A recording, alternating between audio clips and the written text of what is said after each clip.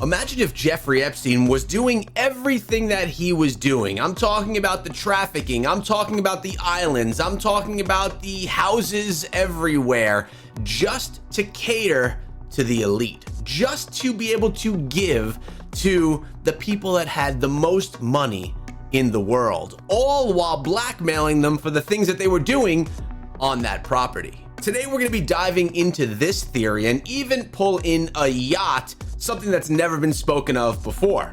This one's going to be interesting. To do this, I'm drinking my morning coffee. Let me know what you guys are drinking right now. And thank you guys so much for supporting the channel by being a subscriber. Now, let's dive in.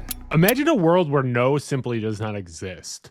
A world of bespoke luxury where a single phone call can get a private jet or an exclusive reservation, or a sprawling super yacht drifting in the Mediterranean Sea. This is Quintessentially, the globe's most elite lifestyle concierge service, an organization designed to grant the ultimate wishes of billionaires. And on the surface, it's a testament to high society, providing VIP access to what isn't accessible. And for years, the horrific crimes of Jeffrey Epstein have been associated with private estates, locked mansions, and private airplanes. However, as investigators continue to untangle his sprawling web, a story has come out. Epstein's predatory reach extended far beyond his immediate properties, with catering to the ultra-rich. And a story has surfaced about the Quintessentially yacht program, a shadowy yacht operation insulated from the prying eyes of international law on the open ocean. This is the truth about the Quintessentially yacht program. By now, you know that the global elite do not experience reality in the same way as you and I do. When you reach a certain amount of money in your bank account, you don't have consequences. The human constraints of everyday life are essentially non-existent. And I think this is actually one of the things that's really come to light regarding the Epstein files. We've seen so many of the rich, the elite, the upper echelon of humans on this earth be associated with the Epstein files, and we are now seeing real time in the real world today that these people do not have the same laws that we have. They do not follow the same laws. They don't have to, and they are not held accountable for the crimes the same way that we, the normal folks, would be. People become numb. To feel something real, the ultra high net worth individuals require something beyond. This was the foundational philosophy behind Quintessentially, the luxury concierge service established in London in 2000 by Ben Elliott, Aaron Simpson, and Paul Drummond. It was marketed as a lifestyle management company for the 0.001%. Quintessentially sold an illusion of boundless access, moving seamlessly from tables at impossible to book restaurants to orchestrating private dinners at Buckingham Palace. The pitch was simple: whatever you want, wherever you are, we'll do it. But beneath the veneer of bespoke luxury was a darker operation. Quintessentially would psychoanalyze its clientele to curate extreme experiences tailored to their deepest, most disturbing desires. Among the most shocking offerings in their portfolio was a literal 3-month kidnap experience designed specifically for billionaires desperate to feel adrenaline. The logistics of simulating a hyper-realistic abduction over 90 days required a staggering apparatus of surveillance, private security, and completely ignoring local law enforcement. You have to think, these rich people, what he's trying to say here is that it takes so much more to get them to feel excited, to get them to feel happy, or to get them to just get that rush that maybe we would get from something that's much more simple. And that's because of the life that they lead.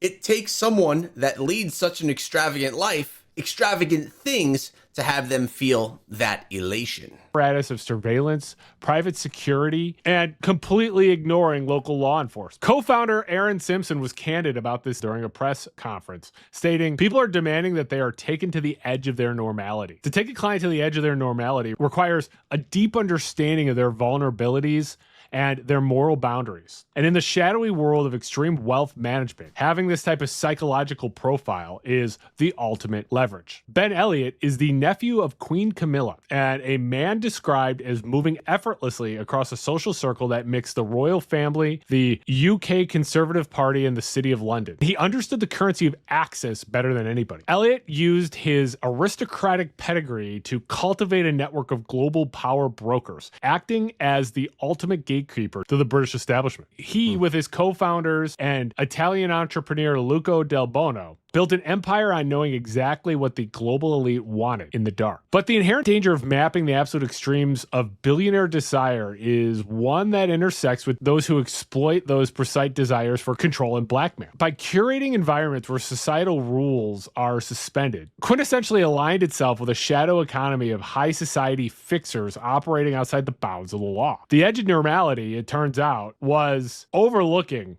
an abyss. And waiting at the bottom of that abyss was Jeffrey Epstein. Quintessentially transitioned from a high-end luxury concierge to a critical node in a trafficking network. This evidence is inked in Jeffrey Epstein's infamous Little Black Book, a digitized directory that served as the backbone of his blackmail enterprise. Within these pages, the names Ben Elliott and his quintessentially colleague Luca Del Bono are prominently featured. Epstein viewed them as assets. And of course, what connected everything was Ghislaine Maxwell. Maxwell was a permanent fixture of the transatlantic social elite, and she understood the value of these services that Quintessentially could provide. Now, it makes sense, right? If Quintessentially, that's the company that provides these extravagant services, is able to get their hands on anything that they want for the elite, the rich people, Epstein would want to be in contact with them because they're valuable to him. He can then do those types of activities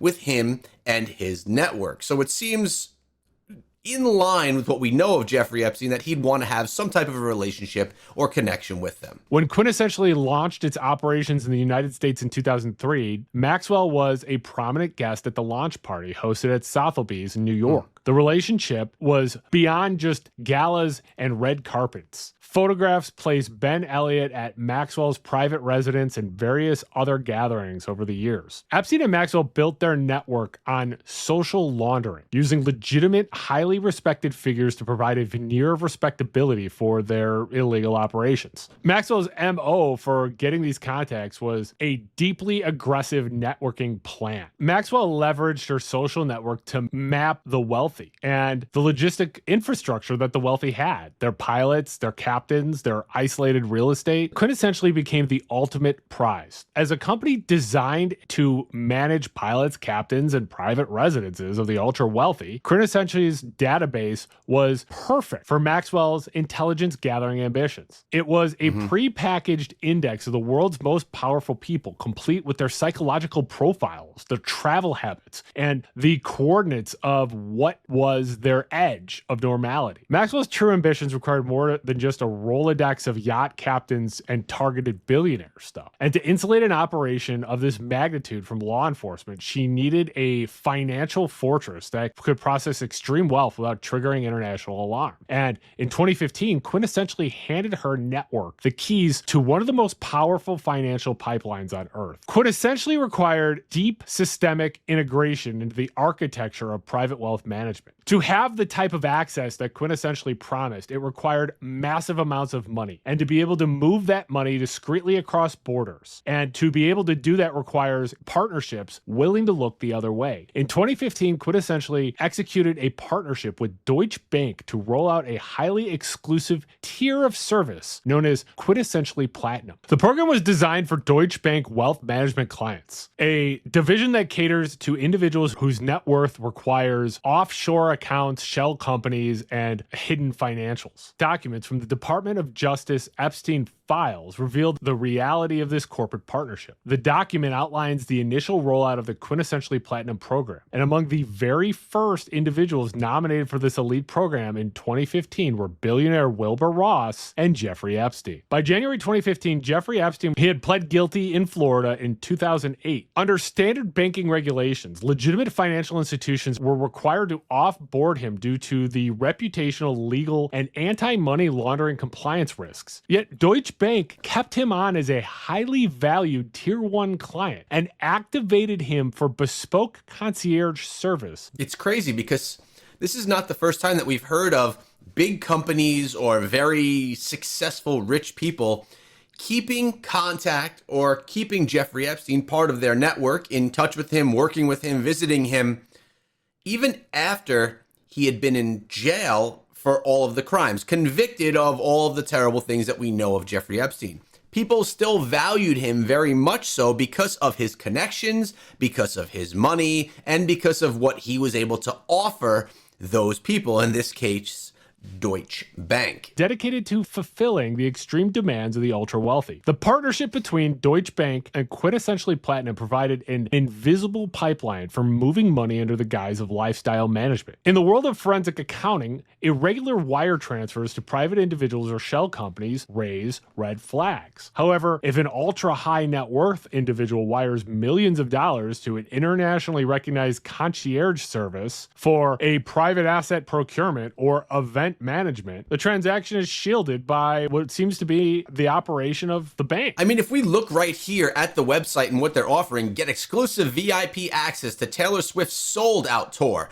Design a bespoke Rolex watch to gift to your partner. Accelerate your application to London's hottest private members club. Track down a rare piece of art. What they're doing here is offering the elite things that us normal folks cannot afford to be a part of. The question is, how do they have the contact to be able to get into these types of things that are potentially sold out, unavailable, or just unable to be found? Quintessentially has long operated in the gray areas of financial management. Previously, it had faced accusations of assisting members with offshore tax avoidance and utilizing opaque, complex corporate structures to funnel money and avoid scrutiny. Ben Elliott was a seasoned navigator of these murky waters. Elliott's role was clear. He was the conduit through which the controversial money could buy British legitimacy. For Epstein, who was a man whose entire enterprise relied on the covert movement of money to fund an international trafficking ring, Quintessentially Platinum offered an incredible service. Hidden financials legitimized by royal connections. He could operate beyond the reach of consequence. However, it required more than just banks and corrupt aristocrats. The heat on Epstein was rising. Being on land had become increasingly hazardous. They needed a fortress that no subpoena could reach. In 2017, the luxury maritime world was stunned by a press release from Quintessentially announcing an incredible endeavor. The company declared it was in the final stages of constructing the Quintessentially One, a 721-foot super yacht marketed as the world's largest floating private membership club. To give you an idea of how big this yacht was, it was designed to be 40 meters longer than Azam, the world's largest private yacht owned by the ruler of the United Arab Emirates. The financials of Quintessentially One were secretive. The build was estimated to cost around $311 million.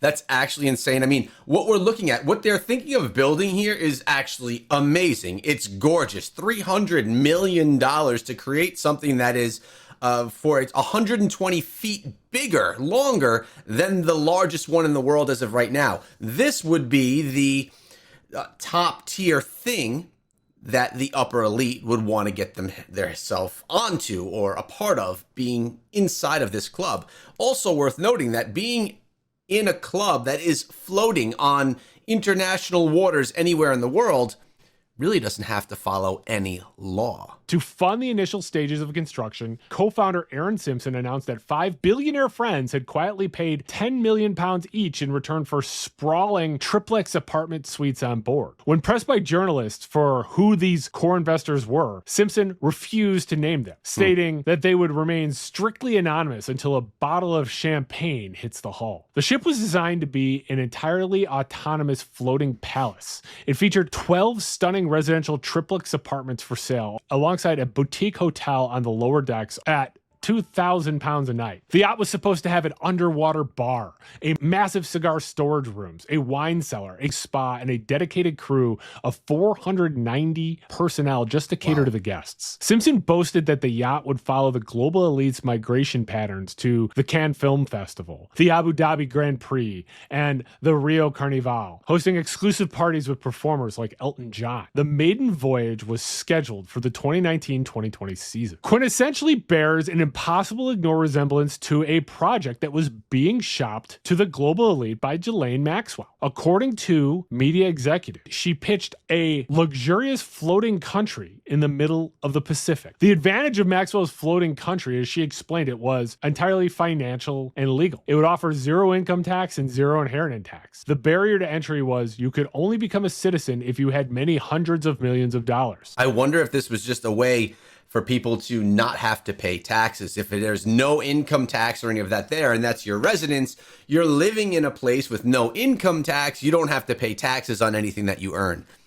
Basically, setting the wealthy up to pay less taxes. When you look at what Maxwell called her floating country and Quintessentially One, it's clear it was the same thing. Both projects required hundreds of millions in network just to get access. Both promised unparalleled luxury, permanently stationed on the ocean. Both were designed as private clubs for a highly specific cross-section of the global elite. Quintessentially One was designed to be Norwegian registered, yet it was planned to be perpetually in international waters, creating a jurisdictional nightmare for any law enforcement agency attempting to audit its residents, monitor its passengers, or tax it. A super yacht of this magnitude, populated by anonymous billionaires and crewed by nearly 500 people, would be a dark sanctuary. The Quintessentially One was the physical manifestation of an offshore tax haven, a literal floating shell company. It provided the ultimate mechanism for hiding money, tax evasion. Given the deep integration of the Epstein network into Quintessentially's operations, a highly secure, heavily guarded location where the normal laws of human conduct and consent no longer apply. The vessel was supposed to hit water by 2019, but as the summer that year approached, the creators of this floating dark site weren't preparing for a maiden voyage. They were planning to vanish without a trace. The logistics of building a massive super yacht require a massive shipyard. You can't secretly build the largest yacht on Earth. Yet, despite the PR campaign, no major European shipyard ever announced that they were cutting steel for the Quintessentially One. It was a ghost existing in high-resolution digital rendering and pitches to anonymous billionaires. Despite the lack of physical construction, Aaron Simpson maintained the illusion to the very edge of reality. I wonder if this ship was taking investments of billionaires to build this ship, but all we've seen were renders so far. We've actually seen no progress of a ship being built. Was this just a money grab for these guys to then just completely disappear with tens of millions of dollars of funders' money, and then they're just gone? To never have this happen? Was Jeffrey Epstein and Ghislaine Maxwell's plan to have a floating country to evade taxes and to be able to do any crimes that they wanted because they're on international waters, there's no law? Did those plans get rugged right from under them?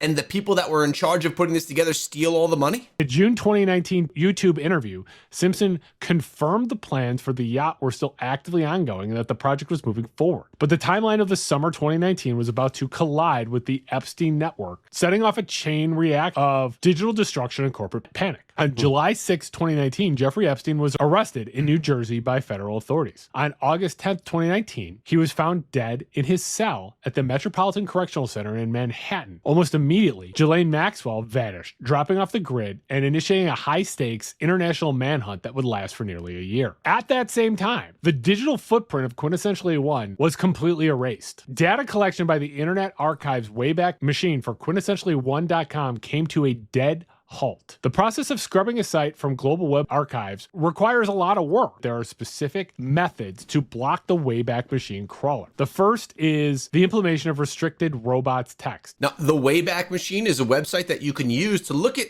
other things that were on the internet, websites, etc., years back.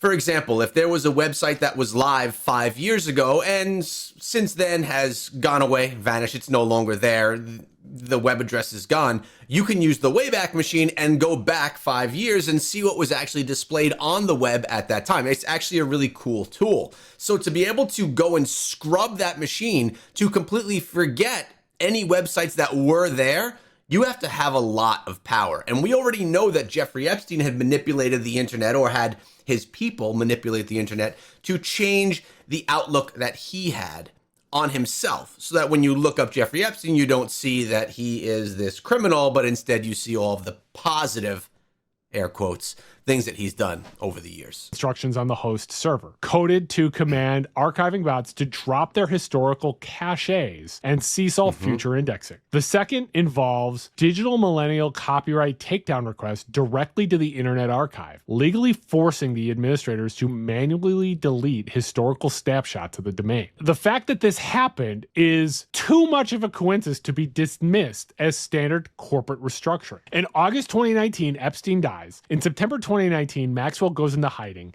and by the end of the year, the Quintessentially One website is digitally incinerating, leaving no trace of the pitch, the anonymous billionaires who paid 10 million pounds each, or the schematics of triplex apartments that Maxwell may have envisioned as her untethered Pacific sanctuary. While the digital footprint vanished, the physical corporate structure of Quintessentially was collapsing inward. Ben Elliott was busy leveraging his role as a co-chair of the Conservative Party in the UK to raise massive funds for Boris Johnson's December 2019 election campaign. I would think that Jeffrey Epstein would want one of these apartments on this yacht as well. Knowing all the properties that he's had over the years, you would think if he weren't a part of the idea of creating this yacht, he would probably be a part or want to be a part of being an owner of one of those apartments on the yacht. Yet, I don't believe he was. But his own company was hemorrhaging money and facing intense revolt. Late in 2019, as the Epstein scandal reached a global high point, Quintessentially faced allegations of severe financial mismanagement and was accused of fostering a toxic,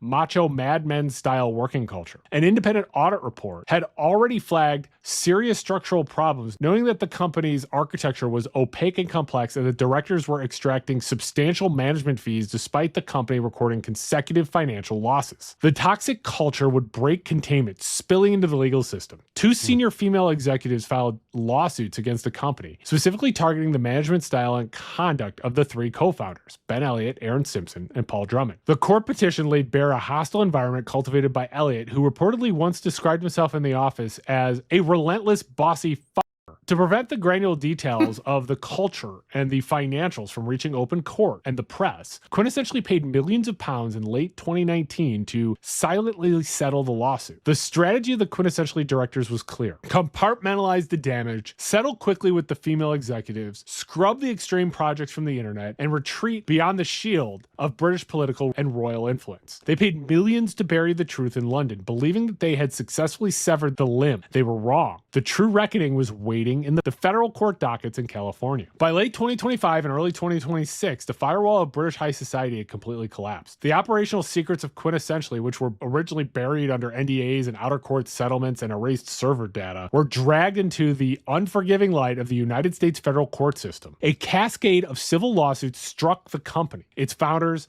and its financial partners, revealing an enterprise that functioned less as a luxury concierge service and more as a highly organized crime syndicate. I actually think that a business like this is not a bad business idea. The problem comes into play with the clientele you're dealing with that are looking for experiences that are not legal, and when you're just trying to make something so extreme that it stretches the legal system, it stretches your right, and it makes them do things that are just illegal, hurtful to others.